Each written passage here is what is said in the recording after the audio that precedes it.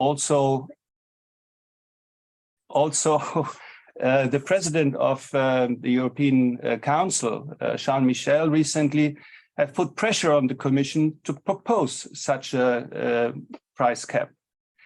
And despite the reluctance of the Commission and also the DG Enner, that was clearly indicated in a number of papers and non-papers that the Commission has issued, where the Commission always also referred to the big challenges and problems that the gas price cap at EU level would mean. There is now a first concession from the Commission side in the package that the Commission has tabled on the 18th of October, and we heard it was positively received by the energy ministers on the 20th, with measures to address the ongoing gas price crisis and also to ensure security of supply. Besides a joint purchasing scheme and new rules on the crisis management and solidarity between member states, the Commission here also refers to the following measures aiming at stabilizing and lowering gas wholesale prices. The first is the gas price cap as such.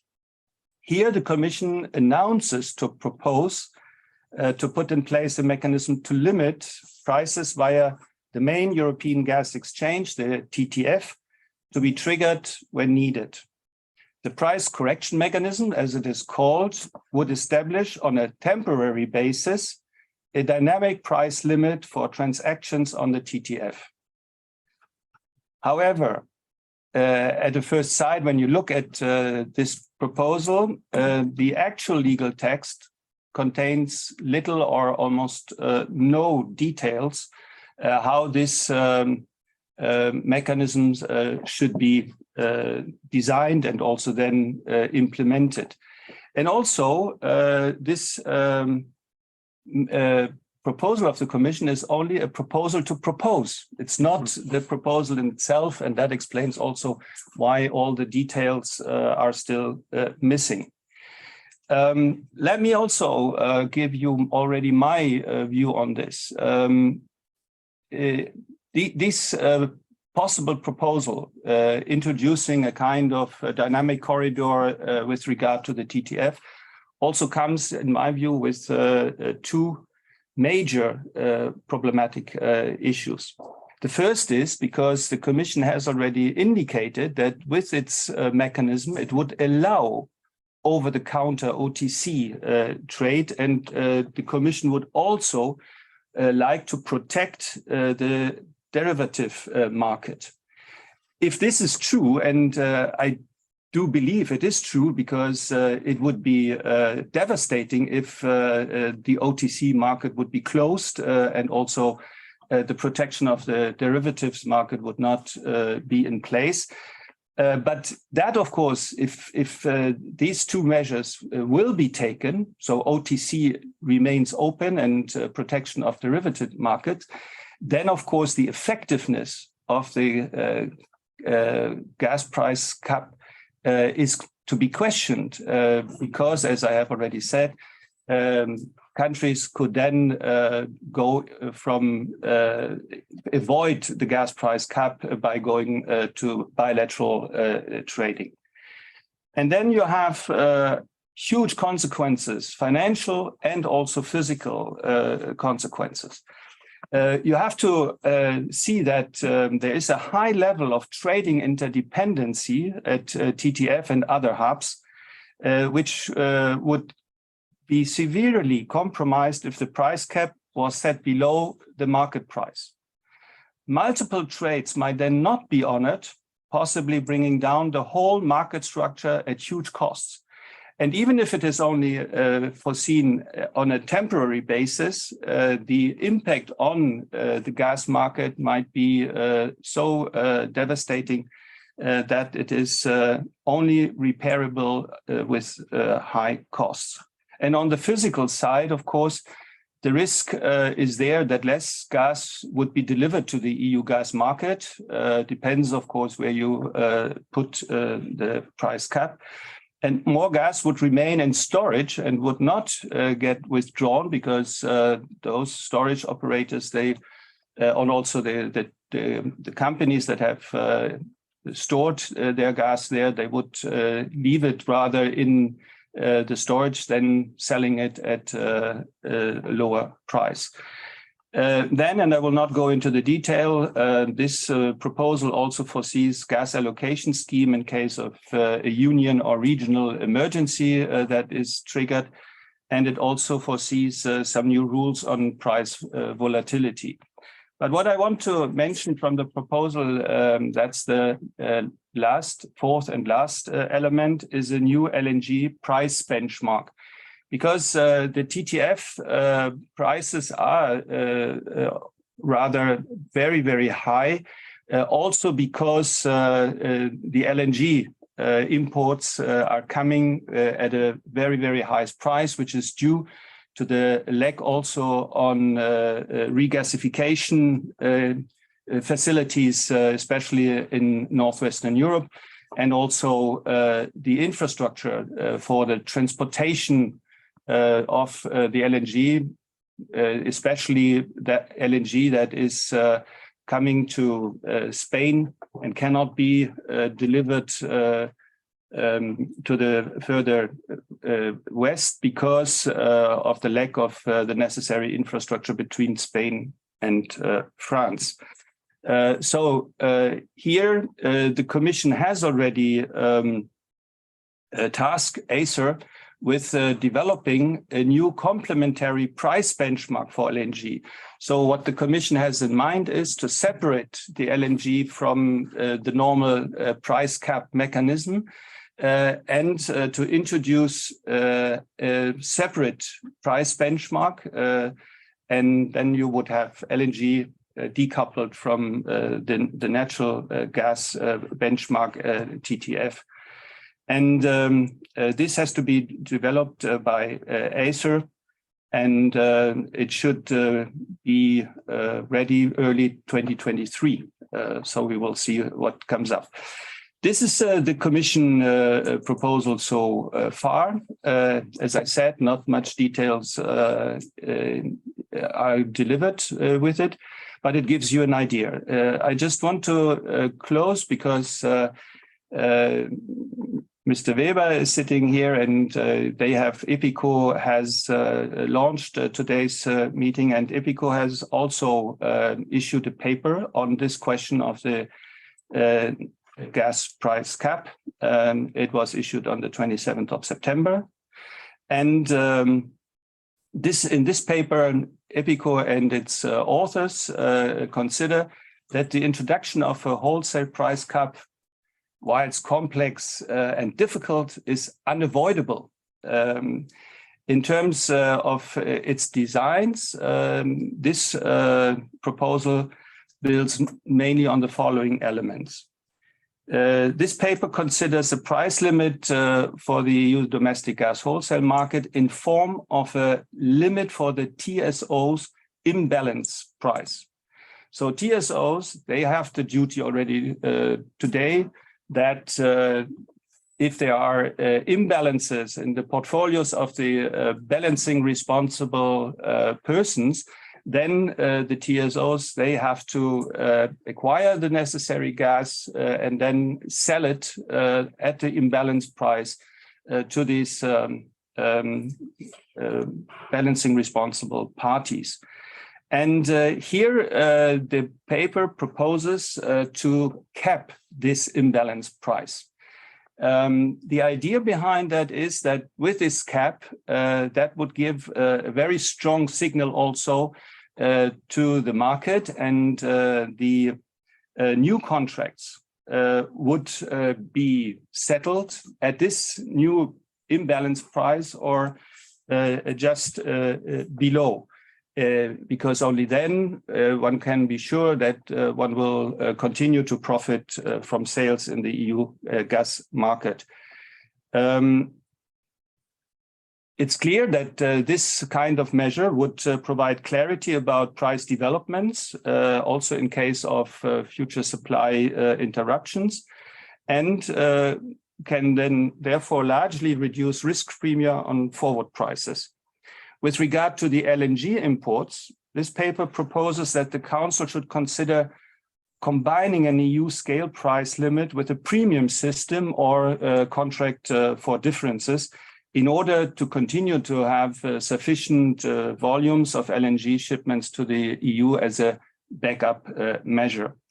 But it is also clear in this paper, and I think it is one of the most important statements, which I think also overshadows our whole discussion on gas price caps, and that is that, of course, lowering or introducing a price cap lower than the current gas market price would, of course, have a negative incentive on savings.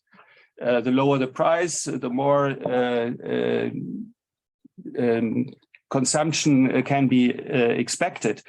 And therefore, this paper makes it very, very clear that a reduction of the wholesale price level can only be introduced if at the same time one has binding EU agreements on gas saving targets. So this goes hand in hand according to that paper. A very similar model has been proposed also by two authors of the Florence School of Regulations. Therefore, I will not go deeper into it. All in all, what I would like to say is that introducing a wholesale gas price cap seems, at least to me, one of the most complex and ambitious legal and policy measures that we have ever discussed at EU level. And maybe our discussion round today might bring some new elements that can be useful also for the future discussion. Thank you, Klaus-Dieter. I think we can all agree that it's an extremely complex issue, and I think we're all looking for some clarity on it. Now, to discuss this, I'd like to bring in our other panelists. We'll start with a discussion and then open the floor to questions from the audience. So remember to keep sending in your questions via the Q&A function on Zoom. So making up the rest of our panel, we have in the room Dr. Bernd Weber, Chief Executive Officer at the Energy and Climate Policy and Innovation Council. And joining us online, we have Cillian O'Donoghue, Policy Director at Eurelectric, and Marc Antoine Eyl-Mazzega, Energy and Climate Director from the think tank Institut Français de Relations Internationales. I hope my French was okay pronouncing that. Ben, maybe let's start with you. We've heard about this paper that EPICO put forwards. Maybe you want to talk a bit about that, and what's your response to what we've heard from Klaus-Dieter? Well, thank you, Kira, and thank you, Klaus-Dieter, for the overview of the state of play. I think the Commission right now is not to envy. There's a lot of pressure to come up with a holistic approach, while, and that's one of the outcomes of our most recent paper, there is actually no good solution to this. So we have very high gas prices. We have the question of security of supply. And when you go through the different proposals that have been tabled so far or are floating in the discussion, we see that there are some which might actually risk of creating some supply and demand imbalance, so they might pose a threat to security of supply. And there are others which are not likely to bring down the price, at least not to the extent that a lot of member states are wishing for. And there are other proposals which might be able to do both, but they would come with a huge price tag, which is at this also not realistic given the budget constraints that we see across Europe. So when we take a closer look of what the Commission has proposed so far, I would like to pick up on two things which Klaus-Dieter mentioned.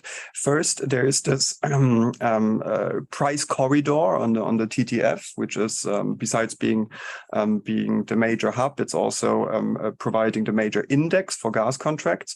And there's also another mechanism, which is a gas price spike cutting mechanisms for the intraday market.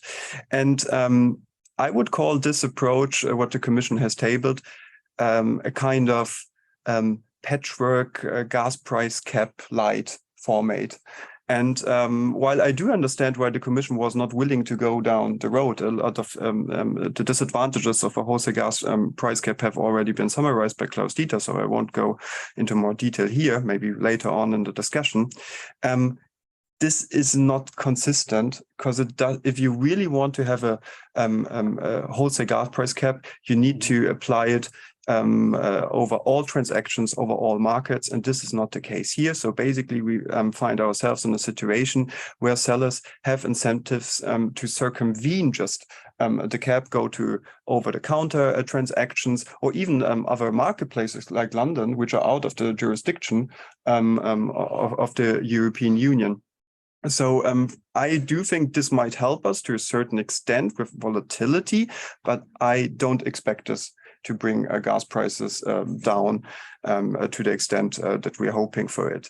What is also interesting, if you look at the proposals of the European Commission, is that there is not a lot in it with regard to gas savings. So I think the most prominent provision that we find here are the 50% reduction target for gas demand, which is voluntary. And it would only become mandatory in case the EU Commission declares a gas shortage situation or emergency situation. And I think this won't make a dent here, really. And it brings me to another gap that I would see, which is what are we actually doing in the case of a real emergency, in the case of a real shortage? So let's take an example of, I don't know, Bulgarian consumers lacking gas. How do we ensure solidarity? So far, there have only been a few very high-level provisions talking about responding time of member states. There have been, I think, in some 6 bilateral agreements between member states. So this doesn't solve the equation. So there's a lot to do in order to fill this gap. And also with regard to the other proposals, I think there's a lot of room to improve it. And the pressure is, I believe, still high. The 15 member states have been mentioned before, and I do understand to a certain extent their frustration, because what the Commission has tabled is not a real wholesale gas cap and gas price cap. Yeah. It comes with a lot of disadvantages, but still, we probably need more than what we have seen so far. Excellent, thank you. I want to go to our online participants now. Maybe Marc-Antoine, we can start by coming to you. What's the French perspective of this? Well, good afternoon, everyone. I think we are quite puzzled in many aspects because on the one hand, part of the mega crisis we now have is related, of course, to Putin, but it's also related to the low availability of the French nuclear fleet. And I'm coming here with some good news, perhaps for everyone to have this in mind. We will have next year much higher availability of a nuclear power generation fleet.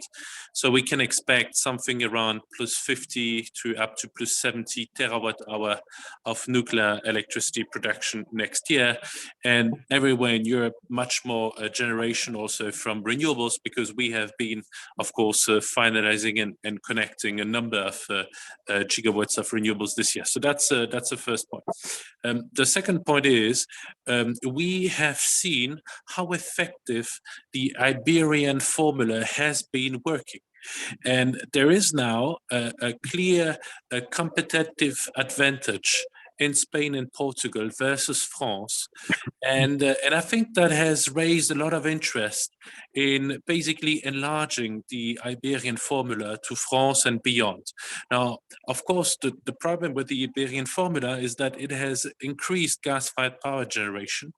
And as Bernd and Klaus-Dieter mentioned, I mean, there is the elephant in the room is we need much more and much bigger electricity and gas savings. That's another problem, which is that in France it was recognized too late, and probably in many other European countries, that this is both an electricity and gas crisis, and that you have to save much harder, much bigger on the two fronts. And so I think here there is clearly also much more progress than can be done. I mean, clearly to have a gas demand reduction that is largely driven by weather and by industry shutting down their production is not satisfactory, right? So obviously one can do more there. The third element element perhaps is, yes, I think it's very important to continue all these discussions, and I cannot but agree with the complexity that is being addressed in this conversation. But we have to be aware that we already have one price cap in place, or which will soon be in place in the oil market, and we have to be and we have to see what was the reaction of major oil producers, and that was basically the latest OPEC meeting, whereby they decided to cut the supplies by 2 million barrels per day, and there's market fundamentals, but there's clearly also a part of that which is related to sending a signal that managing markets on the demand side is not something producers like. And I would like to remind everyone that in the US there is still a debate as to whether one should limit LNG exports altogether. Of course, it has a bit slowed down and cooled down now with the latest election, etc., but it's still there, and that would be a catastrophe, of course, for us. A third element is, of course, we can try to manage by regulation these prices, but again, the best tools that we have at our disposal is clearly to work more on the supply side and more on the demand side. And so if I look at the supply side, yes, next year will be a real catastrophe in many aspects, because there will be much less Russian pipeline gas available, and again we will have quite some significant demand. And by the way, we were so lucky this year because of the weather, because of Chinese very low LNG imports, minus 20%, Japanese LNG imports flat. So all that has helped, but the situation in Japan is extraordinarily fragile. They can ramp up their LNG imports again very rapidly. Taiwan is preparing to phase out nuclear by 2025 and to ramp up LNG imports. And China, if the weather is getting cold, can really go back very quickly in LNG markets. And they are, just as we speak, ordering the construction of 25 new LNG carriers, which means that they will be much more serious in this business going forward. So the risks are still big, and on the supply side, we should really talk more about, how do we mobilize Groningen gas for next year? We've failed this for this year. I know it's extraordinarily sensitive. It's extraordinarily difficult. There's local populations involved. It's very easy to say this, from a distance, but we need Groningen gas much more next year and the year after, and we need a political solution to that. We need to bail out the local communities, and then we will have more supplies from that. And the last aspect maybe is related to the future of Russian supplies, which in many ways can also hamper a bit our ability to diversify. If 3/4 of market players are convinced that in a way or another Russian gas will bounce back, possibly with heavy discounts in the coming months or in the coming years, I think this can very well impede our efforts to diversify supplies and to convince that we need more upstream investments and more midstream investment. And so here, I think also in terms of price caps, well, definitely one could agree on a price cap for future Russian gas supplies to Europe, which is whatever is there as an opportunity to come back in terms of Russian exports to Europe beyond the current long-term contracts, which are all dead.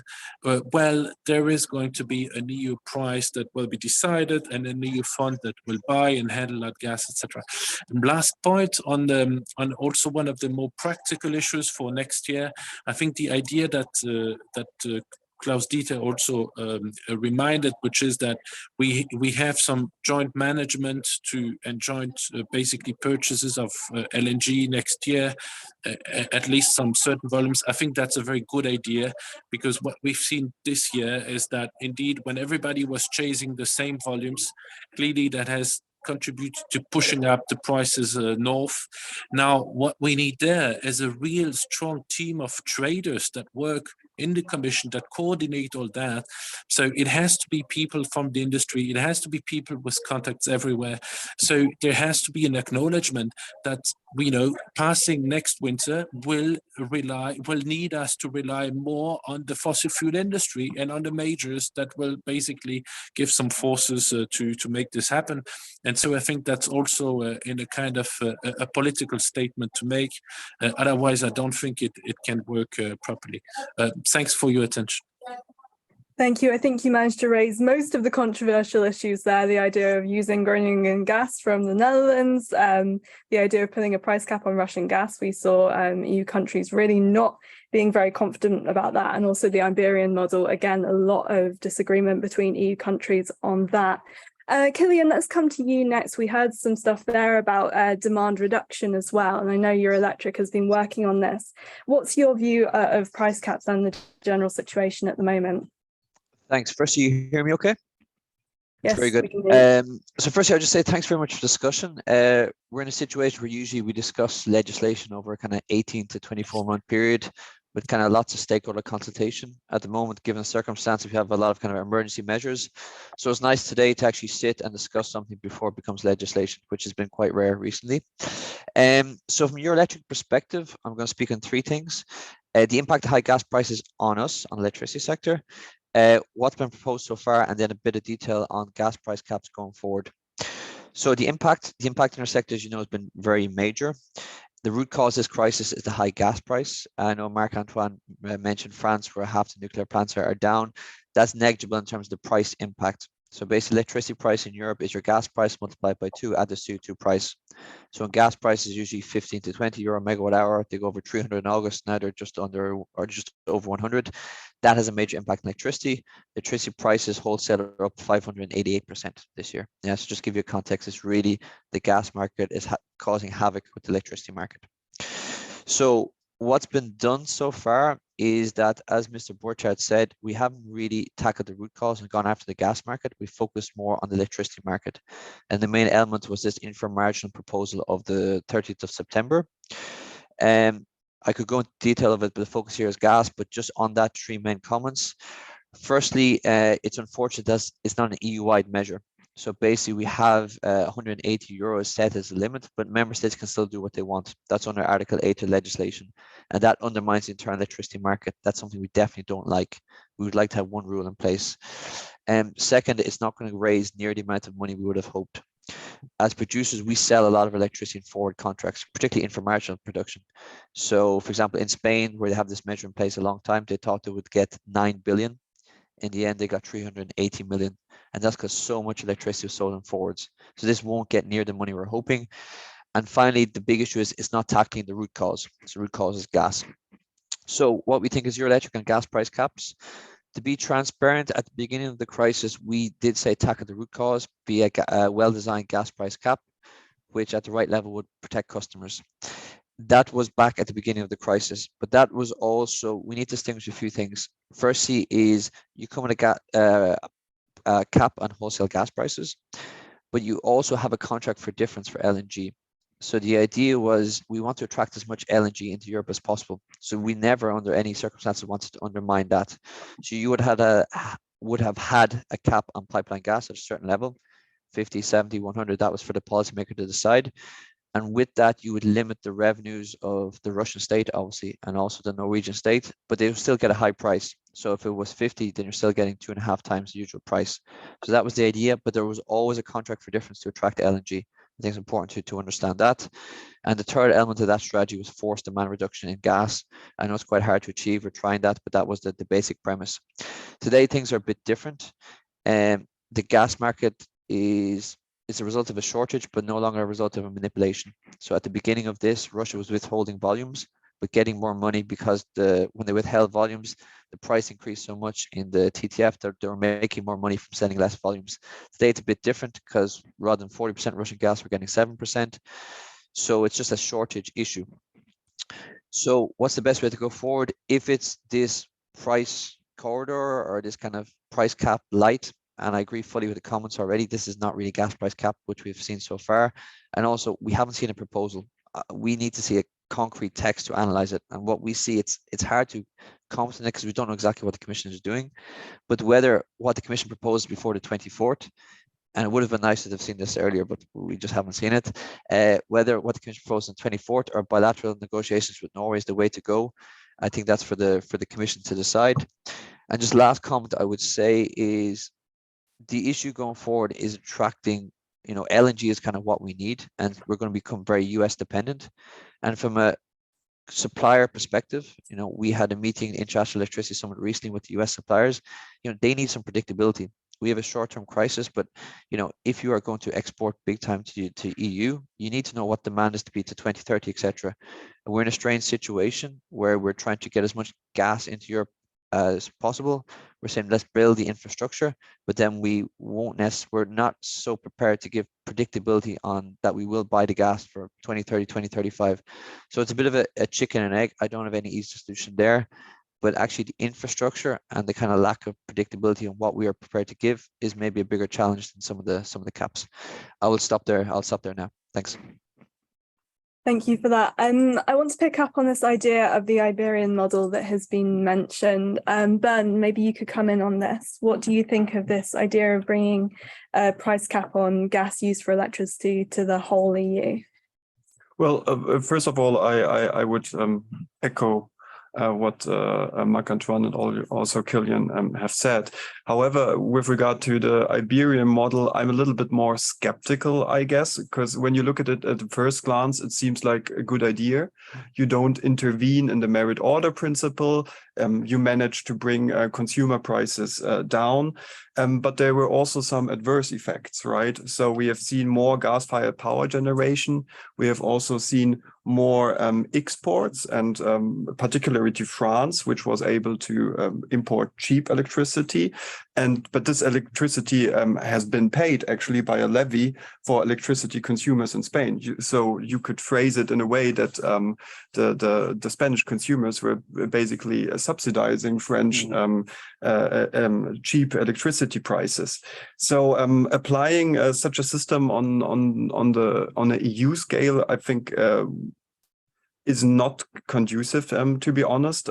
First of all, I don't see how this would be interlinked with the inframarginal cap, which Cillian has just mentioned.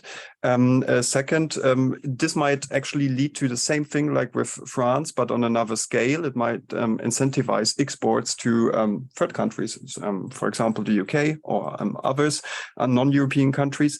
So I don't really see how this would work. It might work actually for countries like on the Iberian Peninsula, which have a lot of capacity to import LNG.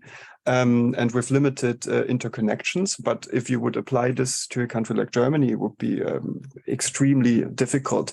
Plus, it creates further distortions, in my opinion, which are, so you're subsidizing gas-fired electricity, but you're not subsidizing gas consumption, for example, in the industry sector. So when we have with this situation, that we actually have more gas consumption due to the crisis, this actually leads to a higher demand, which is then paid by industry. So this is actually a counterproductive effect, I would say, which is why I don't see this measure to be the most conducive one with regard to Europeanizing it. Excellent. And maybe Klaus-Dieter, we can bring you in on this. What is your view of the Iberian cap? And do you think there is any gas price cap that all EU countries could agree on? First of all, I would fully agree with what Bernd just has said. I would only add another downside of it, because yes, the system has worked and is working in the Iberian Peninsula, although I agree also what was said that the expectations, how much money you can earn for the national budget is much, much lower than what they expected. But if you Europeanize this model, you have another problem to tackle, and that is that not all member states have the same dependency on gas. So there will be a big difference also in the costs that this brings for the national budgets. For instance, for countries like Germany and Italy, it would be rather high, and for France, it would be low, or they would even benefit from it. So in order to tackle this issue, the member states then would need to agree on a kind of compensation instrument so that the money that is raised through this thing has to be distributed among member states with transfers of money from one country to the other. And we have already seen in the past, when it comes about to transfers of money between member states, the member states cannot agree on that. So this might be one of the major obstacles as well for this. And also, when we look at the price cap as such, I have heard at least that in the recent weeks, we had the 15 member states that have sent a letter asking for a price cap, but now I've heard that 5-6 member states have also now put out their objection to a price cap. Because the more you are analyzing also the impact of price cap at EU level, you see also the downsides much clearer. And therefore, you have now the start of the also negative reactions of some member states. And it is, of course, definitely the central, south, eastern European countries. For them, it would be very, very difficult. If I may, I would also like to comment on two things that I have heard in the first round here. It's a nice wishful thinking to convince the Dutch government to open up again Groningen for higher production, but it will not work because it's simply not in the hands of the government anymore, because you have decisions of the highest court in the Netherlands, which cannot be overruled by the legislator. And there will be absolutely no appetite for the Netherlands to do this for the sake of the member states. They might do it for themselves if there is a huge supply problem, but they will not do it for exporting it to other countries. Then it was also proposed to have this price cap only for the Russian imports. I don't think that this is a good idea. It will not solve the problem, because the Russian volumes are already down. We have just what is now coming through the Ukrainian transit, and we have what comes from the Turk Stream 2 through Bulgaria to Serbia and Hungary. Personally, I do not rule out that the transit through Ukraine sooner or later will also be disrupted. And in my view, the Russians are just waiting for the right moment. Now it doesn't make sense because, as it was said, we are having very, very high temperatures for November. But when the winter is really there in January, February, that would be then the moment for the Russians to again weaponize this. And then the gas transit is down. So what do you achieve with a price cap for the Russian gas? If you introduce it, I think you have to do it for pipeline gas as such. And then the joint purchasing was mentioned, yes. But here, of course, what I see, at least the discussions at Commission's level for the moment, that this is more a test case for the moment. You see also the volumes. First, it is only an obligatory aggregation instruments that you aggregate the demand, but only for 15% of the storage filling obligation.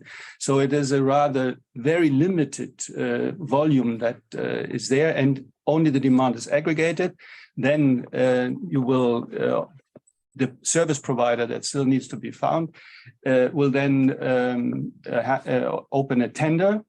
And then you get the offers in, and then it is for each company to decide on a voluntary basis whether they want to purchase at this price or not.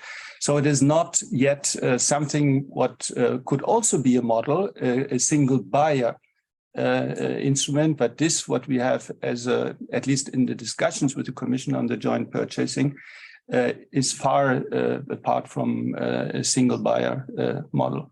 Thank you. And I believe, Cillian, you wanted to come in on this. Yeah, I just want to react on the Iberian Peninsula. Just one point for clarification. I don't know if Mr. Borchardt was referring to me about, but I was never saying a cap just on Russian gas. Just to clarify, that was never something which we wanted. I just want to comment on the Iberian Peninsula. I would say firstly, it's not really gas price cap, it's a subsidy for gas. And then, as you know, you have a compensation mechanism. A few comments. It's not clear how this would work with the inframarginal proposal. Secondly, you need to get on non-EU member states on board. So otherwise, we're just going to send cheap electricity to UK and Switzerland. And finally, you would probably have to set up a compensation mechanism because it's going to cost member states different amounts of money. Some will benefit, some will pay more, particularly Germany is going to cost more. And just a few stats from Spain, because obviously we've had this measure in place in Spain for over a year now. Exports to Spain have gone up to France, have gone up from 0.8 terawatts hours to 2.8 a year. So that's a big increase. The cost of the measure has been about 600 million. And the reduction in electricity prices is 16%, so 1/6. So it is something, but it's not a huge reduction in electricity prices. So I think it's important that we understand that this is certainly not a silver bullet panacea. Thanks. Thank you. And I know, Marc Antoine, you brought up the Iberian model, and also I want to bring in the idea of maybe some EU countries not quite agreeing on this, and I think France and Germany are probably the quite obvious ones to talk about there. So maybe you could take the floor and discuss that now. Sure. Just to complement on what's been said. I mean, I'm aware, of course, of the legal issues in the Netherlands, and but the big idea is, this is economic warfare. This is about the security and stability of Europe. So at some point, there must be a solution. And so one of the solutions, because you see that, of course, on the one hand, you want to secure supplies, and on the other hand, you don't want to increase emissions. Well, then, countries that benefit from that could, for example, introduce a speed limit on roads that would reduce emissions by this and that percent. And I'm sure it would cover the additional emissions from the increase in production in the Netherlands. I mean, we have to think out of the box, but I think just saying it can't be done is perhaps a little bit short, because it means we will basically have a distraction of industry production equivalent to 20 BCM, which is a real catastrophe, right? So better have it than not have it, and try to think again of how to fix that. The other aspect, which is related to the Iberian Peninsula, absolutely. I think, yes, we will have to discuss how will the French pay basically the Germans for part of the additional costs they would incur, at least their consumers. And here one could think about some transfer mechanism, etc. But I agree it's going to be difficult. So again, it brings me to my point about, okay, let's go back to the fundamentals, which are how do we boost supply and demand? And in terms of electricity, how do we boost supply? Well, first, in prolonging the nuclear power plants much longer than we are currently planning. There has been some progress in Germany, but I think clearly one can do much more. Let's face it, the crisis will not last until April next year. It's much longer. So I think measures have to be taken for prolongation of the plans for several years. The next aspect is try to avoid continuing to block each other's energy and climate policies. So I still see Luxembourg, Austria, Germany trying to block, what France and other countries want to do. And I think that's very harmful, because we spend so much energy instead of working together in a much more coordinated and integrated manner. So I think that would also help a lot. Then we could probably also accelerate further the expansion of renewables. There's there's many connections that we could do in urgency.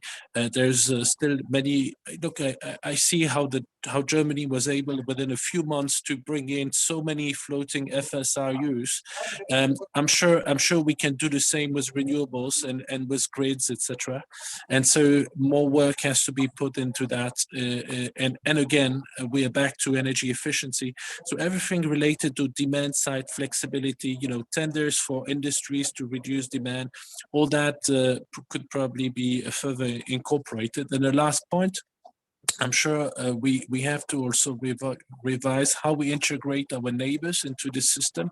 That is, instead of planning for large hydrogen imports and, continuing to push on that in every possible meeting, let's also go back to, large electricity imports, notably from Egypt, from Tunisia, from Algeria, from Morocco, from Norway, and how we could expand these in 3 to 4 years in order to also have a much greater progress on that side.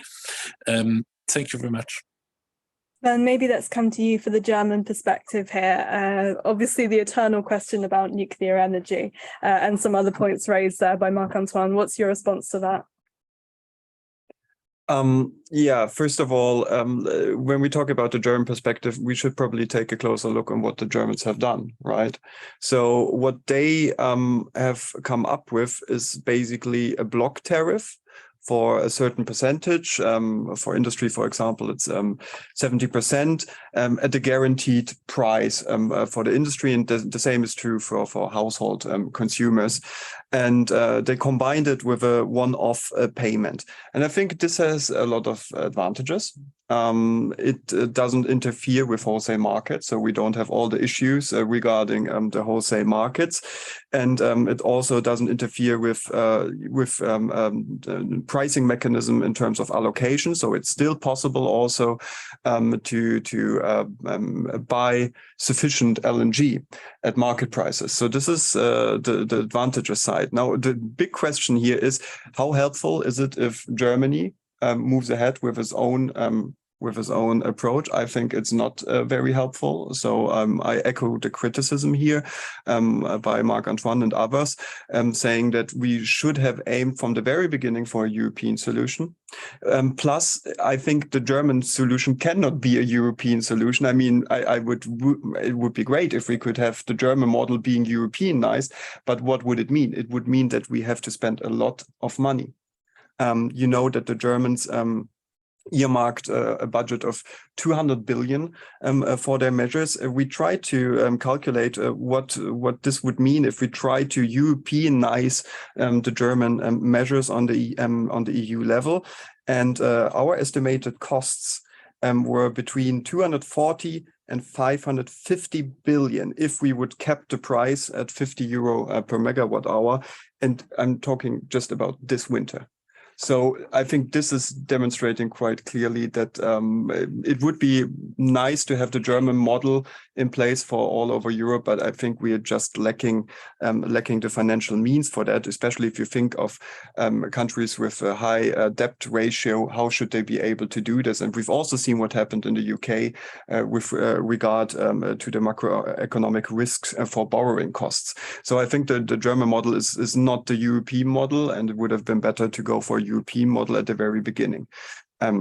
So when it comes to nuclear, obviously it's the eternal question. I think Germany should be very pragmatic about it. Whatever can help us to bring prices down and to ensure security of supply should be done. So, I mean, we are discussing here in Germany 3 nuclear power plants. I don't see any reason why you should let them phase out earlier. That doesn't make sense. And it's also difficult to explain to our European partners why we are not ready to take the step, why we are actually in this position where we need our European partners to help us as well. So I think pragmatism is the right attitude at this moment in time. Thank you. And I'd like to bring in a question from our audience now, picking up on the point that Cillian made. So a question from Anna Valverde. Cillian, you mentioned the need to increase predictability on infrastructure. What particular infrastructure were you talking on, for instance, a connection between France and Spain? Yeah, so it's good. Well, firstly, I think the big number in our head is 155 BCM. We have to think, okay, how do we replace this 155 BCM? And then how much of that is directly gas? So that we will have to use a lot of it on gas, and for that you need LNG terminals, which takes some time, if they're floating or proper ones. And then you need to have the infrastructure so it can now travel from west to east, not just east to west like it's previously done. So that's what I'm referring to. But at the same time, we should look at how can we replace gas with electrification. Obviously, I do represent the European Electricity Association, but also it's quite clear from the Repower EU strategy that there is an emphasis to reduce our gas usage and demand, and that direct electrification is probably the way to go. So we should look at how we can electrify more to use less gas. So I think those two things in common. And then a second question from Anna. Let's start with Klaus-Dieter for this one. To what extent has the Russian invasion of Ukraine shaped member states' perception of a common EU energy infrastructure policy? That conviction has been shaped already a couple of years ago, from 2013 onwards, and that was also part of the creation of the European Energy Union. Where with regard to the disputes between Russia and Ukraine, and there was always the threat that the supply from Russia would be disrupted. And already at that time, the EU has put out a diversification plan that meant that each country should have three different possibilities with regard to the routes, to the sources, and also to the supplier. And this program was pretty successful because of that. We have managed that all the countries are now interconnected for pipeline gas, for instance, and I could give you some really important examples. The interconnector between Poland and Lithuania, and also Estonia, Finland, that has ended the isolation of the Baltic countries.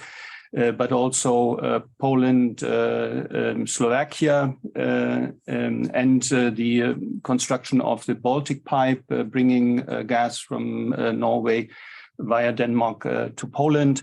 So all these kinds of things have been done, and it was always supported by all member states.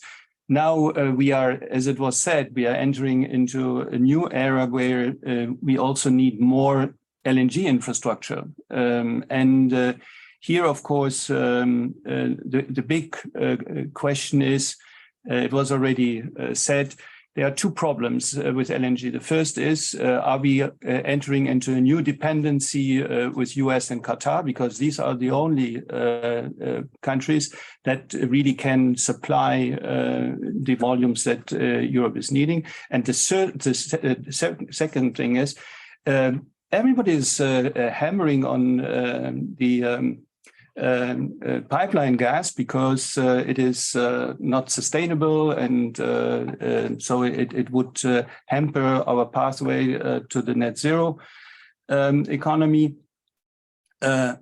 But nobody is questioning the LNG and all the infrastructure that is built here. And when I hearing that, yeah, but when we build new terminals, this will be hydrogen ready. Nobody has explained to me until now what this really means. And I have asked some experts of the LNG business, and they said, that's rubbish. You cannot build a hydrogen-ready terminal. If you do it, you have to build next to your LNG terminal another one for receiving green hydrogen, for instance, or green ammonia. So this is also something that has to be taken into account. The same is true also with new pipelines that are needed. So that's on the gas side.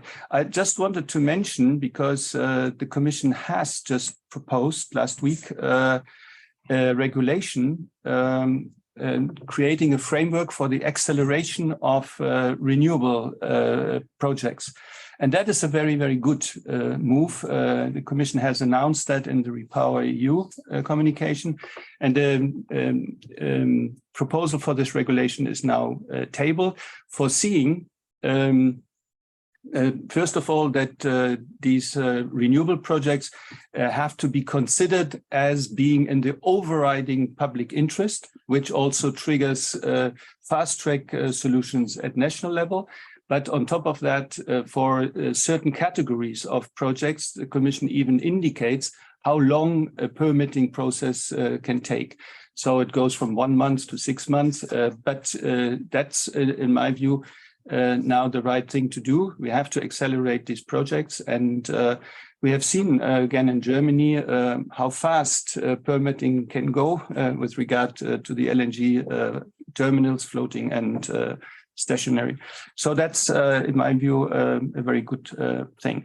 But for the rest, I think we have the problem, of course, that LNG plays a very important role, and it is not accessible for all member states. So there is still something to be done, and floating terminals are certainly a possible solution, but they are not there in the number that is needed or would be needed. But yeah, I think to answer the question, all the member states are ready to invest in infrastructure and also making the European Union even more resilient in terms of the supply source-wise and infrastructure-wise. And picking up on that, we have a comment from Pascaline Gabory saying funding energy consumption and importing gas are not sustainable solutions. It will lead to very high inflation and postpone the decarbonisation of the economy. Instead, we need to drastically cut and replace gas consumption. Cillian, maybe let's come to you. I mean, we've talked a lot about the proposals that are on the table. Maybe we could talk about some of the gaps. Do you see that there is a need for more maybe mandatory reduction when it comes to gas consumption? When it comes to gas consumption, I don't know is the honest answer. I think the target has been set and we have to see if we can achieve it. I do think though that I think in the short term, it's going to be tough. Basically, there is no tool in the short term. It's basically we have to try and reduce demand.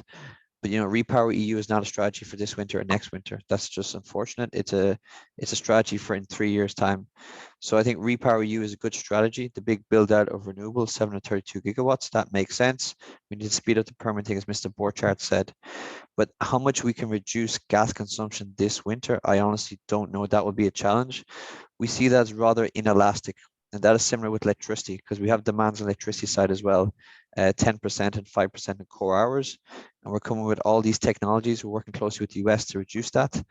And it's a major challenge. So you just see how inelastic on the demand side things really are.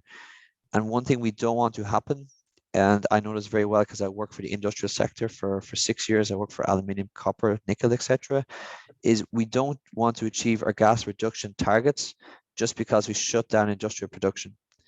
Because often when these plants close, they don't open again. To give you a number, aluminium plants cost about 300 million to reopen again. So when it closes, it generally doesn't open again. So we have to be careful that our gas reduction targets, which we achieve, are not just a result of industry shutting down in Europe. And last thing I would say, the announcements of BASF recently, and that's the biggest, you know, they are the biggest chemical plant in the world, is very bad news for Europe, I think. Then maybe let's come to you next. Do you see any gaps in the current policy that's being rolled out? In terms of demand reduction or Right. any other things you think that need to be looked at an EU level?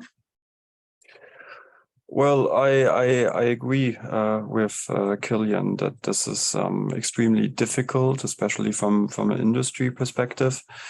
At the same time, I do not see how a voluntary gas reduction of 50% is of any help, to be honest. And we have so far achieved only, I think, 10%, and we need this number to go up. And we need to consider further measures. One would be to make this 15% mandatory, since it's already written down on the paper. So this would probably be the easiest way. Another thing to look at is, and I'm also still puzzled by this, but would be to look into gas demand reduction auctions.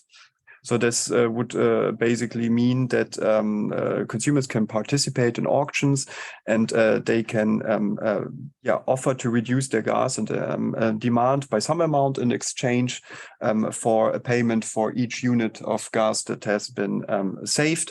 So if this would have actually two advantages, right? It would help us with security of supply, and it would also help us to bring prices down, since traders would anticipate that the EU will need less gas, which would then have an effect on the prices. But in order for this to happen, member states would have to find an arrangement. They probably would have to contribute to the funding of these auction payments, and probably proportionally to their own gas demand in their mix.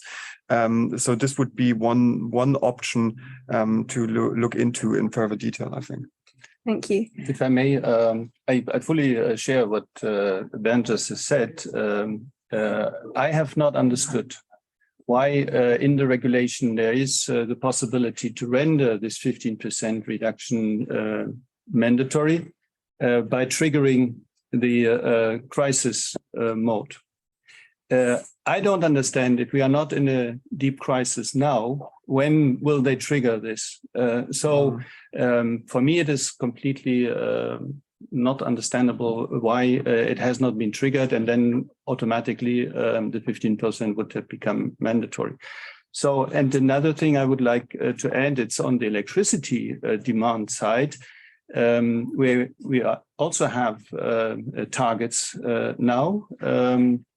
Here, what I see and what is still lacking is that we have the rollout of demand response in the electricity. Because if we could manage savings in the electricity side, that would also have an impact on less need of gas-fired power plants to produce electricity.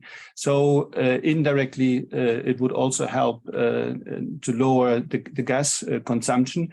And what I see is that the rollout of the demand response that is already in the clean energy package from 2019 has not taken place, at least not in the sense that the demand response has access to the wholesale market, only at the retail market. And what we need is that member states are moving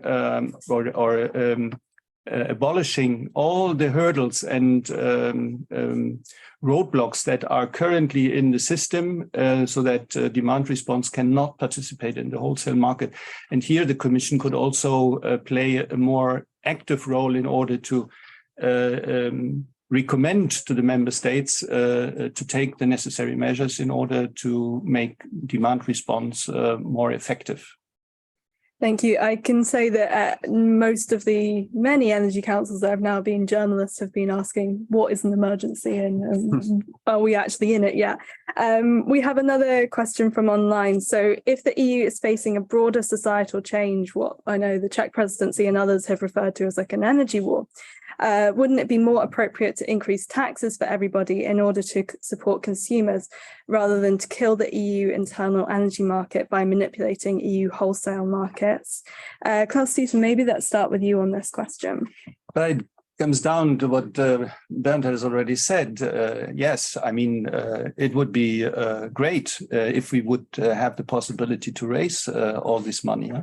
I mean, look what we did for the pandemic.